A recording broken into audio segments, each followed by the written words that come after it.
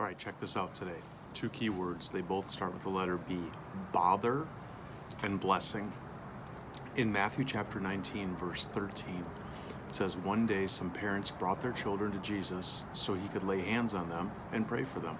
Well, yeah, what parents don't want the best for their kids? But the disciples scolded the parents for bothering Jesus. Verse 14, "But Jesus said, 'Let the children come to me. Don't stop them. For the kingdom of heaven belongs to those who are just like these children.'" Verse 15, "And Jesus placed his hands on the heads of the children and blessed them before he left." What the disciples saw as a bother, Jesus saw as an opportunity to bless. So let's make this personal. Before we judge the disciples, let's realize we have a tendency to be those disciples. What bothers you that could be an opportunity to be a blessing to the very things or ones that bother you?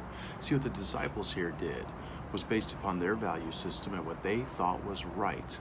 They imposed that on Jesus and assumed that they knew what Jesus valued and what Jesus thought was right. Do you suppose anybody in the church is doing that these days, in realm of politics, etc., etc.?